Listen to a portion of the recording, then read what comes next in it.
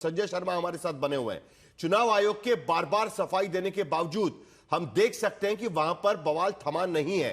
जो तनाव वहां पर पैदा हुआ है वो भी थमने का नाम नहीं ले रहा है। बीजेपी के कार्यकर्ता भी वहां पर पहुंच चुके हैं। चुनाव आयोग का अगला स्टेप इसमें क्या होगा? प्रेस कॉन्फ्रेंस हो गई, इससे पहले प्रेस रिलीज निकाली, सफाई दी गई, लेकिन उसके बाद भी अब यह मामला रुकने को तैयार नहीं है। ये मैं साहिल यही कहना चाहूंगा कि इश्क और सियासत में एक समानता है कि जब दूरियां बढ़ी तो मतभेद इतने बढ़ गए कि उसने वो भी सुन लिया जो मैंने कहा ही नहीं। तो इलेक्शन कमीशन और तृणमूल कांग्रेस के बीच अभी ऐसा ही रिश्ता है।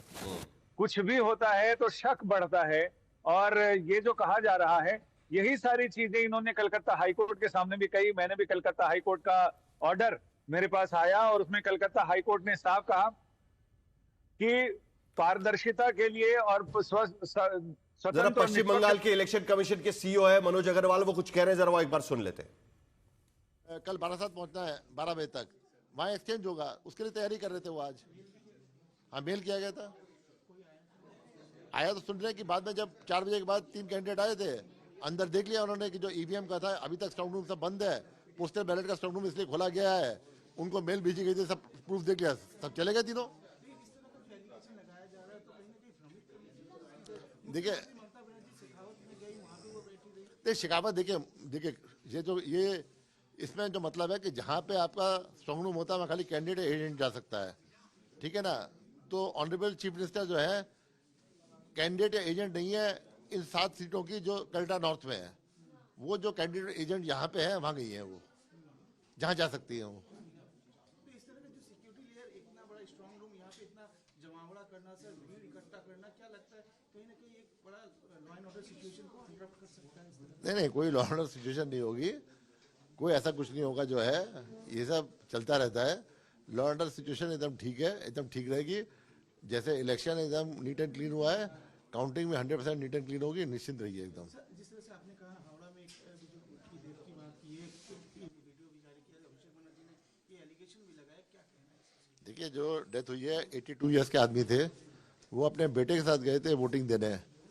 उनकी तबीयत ठीक नहीं, तब भी उन्होंने कहा मैं, ये पर्व है, वोट का पर्व है, देश का गर्व है, मैं जाके खुद ही दे के आऊँगा बूथ में। वो सब गए अंदर, बूथ के अंदर गए, ईवीएम मशीन तक गए, अपना बेटा भी उनको ले गया। ईवीएम मशीन में वोट डालने के बाद जब बाहर निकले, थोड़ा चले, वहीं वो कोलैप्स कर गए। अंदर जो है बूथ के अंदर पैरामिलिट्री फोर्स तो होता ही नहीं है। पैरामिलिट्री फोर्स जो मैक्सिमम रहता है या तो एकदम प्रेमिस के बाहर रहता है, और एक पैरामिलिट्री फोर्स रहता है आपके बूथ के गेट के बाहर, जैसे घुसते हैं आप जहाँ से। तो अंदर तो कोई पैरामिलिट्री फोर्स था ही नहीं। अंदर सीसीटीवी फुटेज है, प्रिसाइडिंग ऑफिसर का स्टेटमेंट है, सबका स्टेटमेंट है। अगर कोई ऐसा एलिगेशन आता है, कोई ऐसा कंप्लेंट होता है, पुलिस इन्वेस्टिगेशन को हम लोग मतलब वेलकम करते हैं। अब पूरा कोऑपरेट करेंगे। प्रिसाइडिंग ऑफिसर स्टेटमेंट लेना है, जिसका लेना है लीजिए, जो सीसीटीवी फुटेज चाहिए वो लीजिए, जो आपको देखना है देखिए।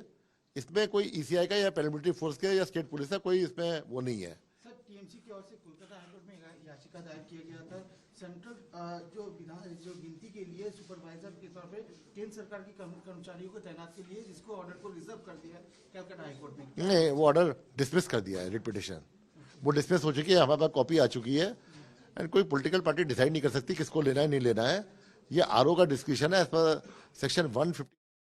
यहाँ पर मनोज अग्रवाल जो सीईओ है बंगाल के, वो कह रहे हैं कि ये सब तो होता रहता है और कोई लॉ एंड ऑर्डर की स्थिति नहीं है, सारी स्थिति काबू में है, और सफाई दे रहे हैं। दरअसल इससे पहले उन्होंने बंगाली में प्रेस कॉन्फ्रेंस करी थी, हिंदी में जरा वो समझा रहे थे, क्योंकि अब ये नेशनल स्टोरी बन चुकी है। जिस तरीके से वो सीसीटीवी की तस्वीरें आई, उसके बाद सभी लोग सवाल उठाना शुरू कर दिया था कि आखिरकार ये हो क्या रहा है, स्ट्रांग रूम के भीतर ये लोग क्या कर रहे हैं। उसके बाद चुनाव आयोग की तरफ से क्लैरिफिकेशन दिया गया कि दरअसल ये तो पोस्टल बैलेट की शॉर्टिंग चल रही थी, और वहां पर बाकायदा सभी को खत भेजकर बुलाया गया था। सारे जो कैंडिडेट्स उन चुनाव क्षेत्र के थे उन सभी को बुलाया गया था।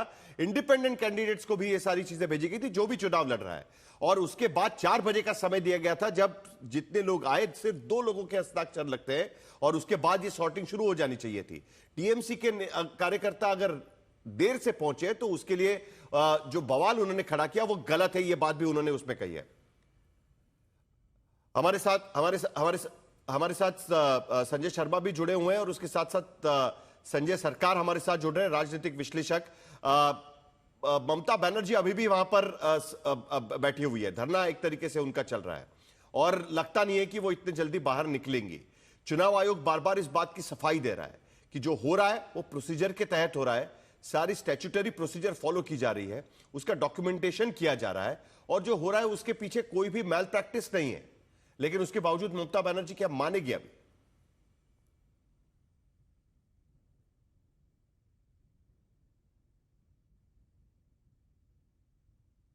संजय सरकार, आपको मेरी आवाज आ रही है? सवाल आपके लिए। सरकार, संजय सरकार के लिए, शर्मा के जी, आपके लिए। जी, मैं एक तस्वीर आपको दिखाता हूं नेताजी इंडोर स्टेडियम में, जिस समय हम लोग को कोई इन्फॉर्मेशन भी नहीं किया। आप जो बोल रहे हैं ना, मनोज अग्रवाल बहुत झूठ आदमी है। ये सोच रहे हैं शायद हम वहां पर जाके अभी दिल्ली में जाके कुछ मिलेंगे उलेंगे। मैं तस्वीर दिखाता हूँ, स्ट्रांग रूम के अंदर में इतना आदमी घुस के क्या कर रहा है नेताजी इंडोर स्टेडियम में। मेरे पास तस्वीर है और तस्वीर को तहत हम बात आपको कर रहा हूँ। अब जब पूछा गया है तो इतना आदमी जाने को तो परमिशन नहीं है और हम लोग को कभी खबर ही नहीं दिया। संजय सरकार जी, अगर आप वही तस्वीरें दिखा रहे हैं जो अभी चैनल पर चल रही है, जो तृणमूल कांग्रेस के सोशल मीडिया हैंडल से ट्वीट की गई थी, तो उन तस्वीरों के बारे में चुनाव आयोग ने सफाई दी है। वहां पर पहले ही पोस्टल बैलेट की सॉर्टिंग के लिए सभी कैंडिडेट्स को बुलाया गया था। आपके कैंडिडेट्स को भी फोन करके कहा गया था, चिट्ठी भी भेजी गई थी उनके पास, खत भेजा गया था उनको।